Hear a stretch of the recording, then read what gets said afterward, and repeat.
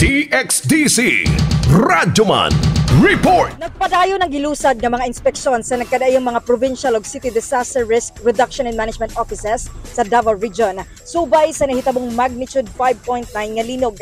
Sa interview sa RMN Davao kang Office of the Civil Defense kun OCD 11 Operations Chief Franz Irag, walay mga major damages ug casualty. Atol sa pagtayog tungod usab kay nasa intensity 2 ngadto sa 5 ang ilahang nabatian, partikular na sa epicenter ug sa mga silingan nga mga munisipalidad.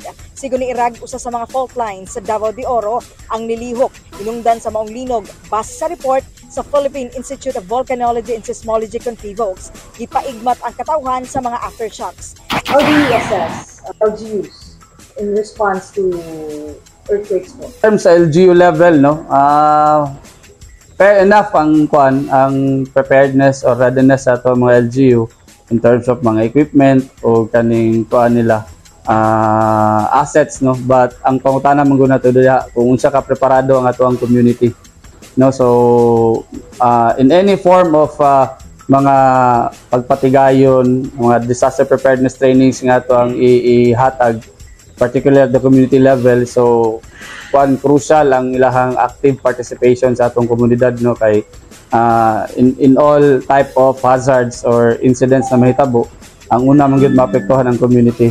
Sa PHIVOLCS latest earthquake information, nakatala og 51 ka mga aftershocks. Subay kini sa nahitabong magnitude 5.9 nga linog. Din ang epicenter niini sa New Bataan, Davao de Oro. Nagpatuman usab og provincial-wide suspension of classes ang Davao de Oro. Gikan dinhi sa Office of the Civil Defense 11, kasama mo sa balita ug serbisyo publiko.